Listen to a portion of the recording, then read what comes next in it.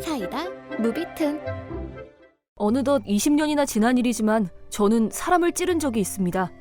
제가 미성년자였던 데다가 상대가 크게 다치지 않았고 정당방위로 인정받았기 때문에 처벌은 면할 수 있었죠.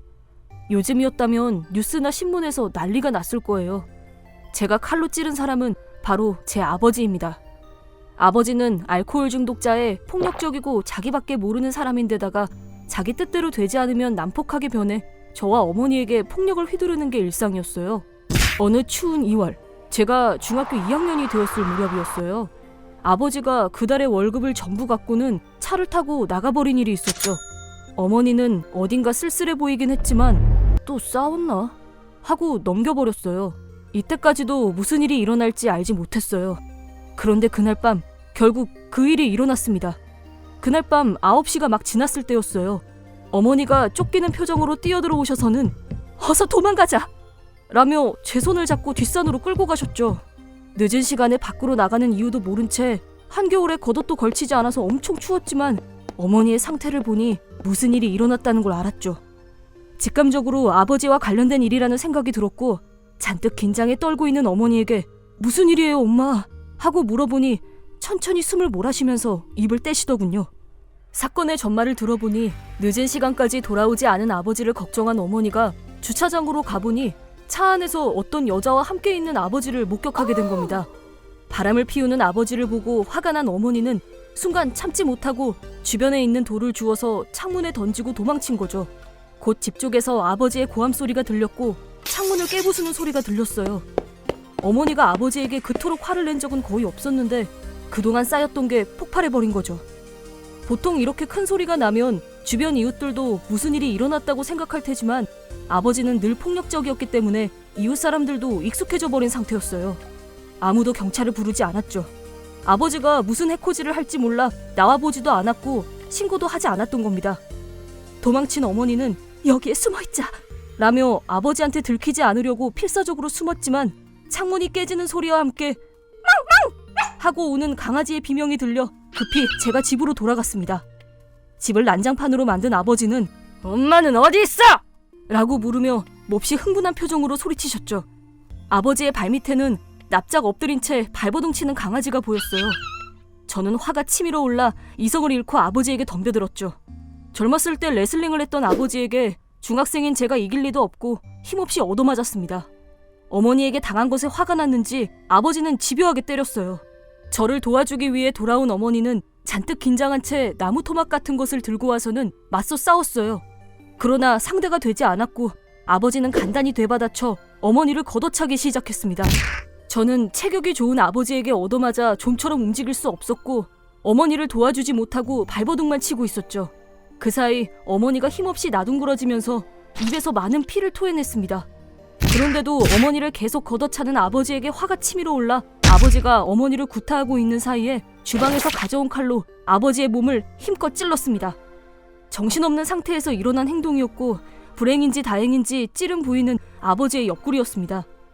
그 이후의 일은 정신없이 싸운 탓에 잘 기억나지 않지만 칼에 찔려 충격을 받고 바닥에 웅크린 아버지를 내버려둔 채 쓰러진 어머니를 일으켜 세워 함께 도망갔습니다. 아버지는 제 등에 대고 이 자식, 이 녀석이 용서하지 않을 테니까! 라고 고함쳤습니다.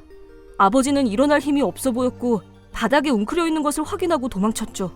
집안에 있으면 다시 아버지가 일어나 도간에 든 쥐꼴이 되어버리기 때문에 밖으로 도망쳤습니다.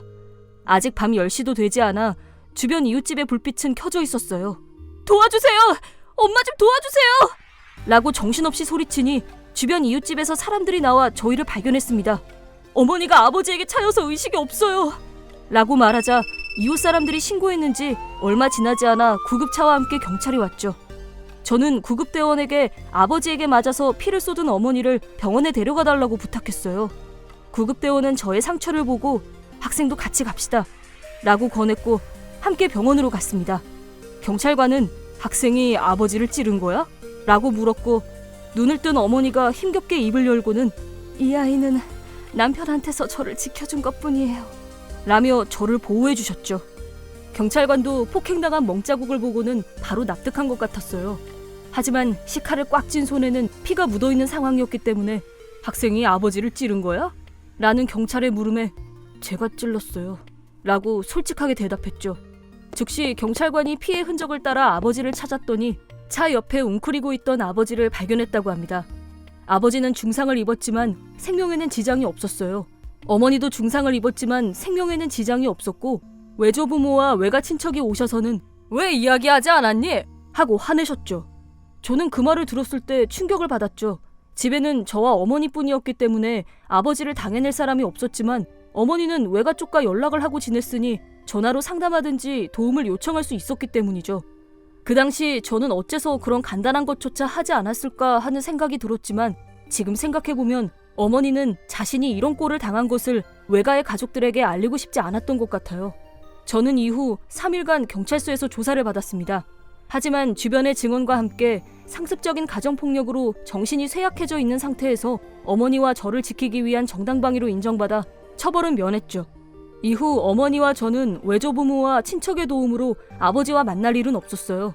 부모님은 이혼하셨고 저와 어머니는 어머니의 고향으로 이사를 가게 되었죠. 학교에 금방 소문이 퍼져 주변 친구들 모두 위로해 주었지만 그 당시 저에게는 그조차도 견디기 힘든 일이었어요. 아버지가 보복할 우려가 있었기 때문에 조금이라도 우리 편을 들어줄 사람이 많은 지역에서 사는 건 당연한 선택이었죠. 그로부터 20년이 지난 오늘 요양시설에 계신 아버지가 세상을 떠났다는 연락을 받았습니다. 수년 전부터 술을 너무 많이 마셔서 뇌경색과 치매에 걸렸다고 하더군요. 그런 사건을 겪고도 아버지는 변하지 않았구나 하는 생각이 들었습니다. 그래도 치매에 걸린 덕분에 혹시 폭력성이 줄어들었다면 주변 사람들에게는 행운이었을지 모릅니다. 친조부모는 장례도 치르지 않을 거니 신경 쓸 거 없다. 일단 알려는 줘야 할 것 같아서 연락을 한 거다. 이제 안심하고 살 수 있으니 다음번에 놀러 오라고 전해주렴. 이라고 하셨다더군요. 결국 아버지는 저와 어머니뿐 아니라 자신의 부모까지도 힘들게 만들었던 겁니다. 그 사건 이후 20년이 지난 지금도 기분이 좋지 않은 날에는 그때의 일이 떠올라 괴로웠지만 오늘은 왠지 마음이 가벼워진 것 같은 기분이 듭니다. 어머니는 조금 슬퍼하는 것 같지만 슬퍼해주는 어머니를 보면 그렇게 당하고도 대단하시다는 생각이 들어요. 지금의 저라면 아버지와 맞설 수도 어머니를 도와줄 수도 있지만 당시 중학생 소년이었던 저에게 아버지는 위협스러운 존재였고 당해낼 수 있는 상대도 아니었어요. 지금까지 누구에게도 말한 적 없는 이야기지만 앞으로도 말하지 않을 겁니다. 아버지가 돌아가신 지금 조금이라도 그때의 일이 잊히기를 바라고 있습니다. 이번 영상은 어떠셨나요? 재밌게 보셨다면 구독, 좋아요에 댓글까지 달아주시면 감사하겠습니다. 그럼 다음 영상에서 만나요.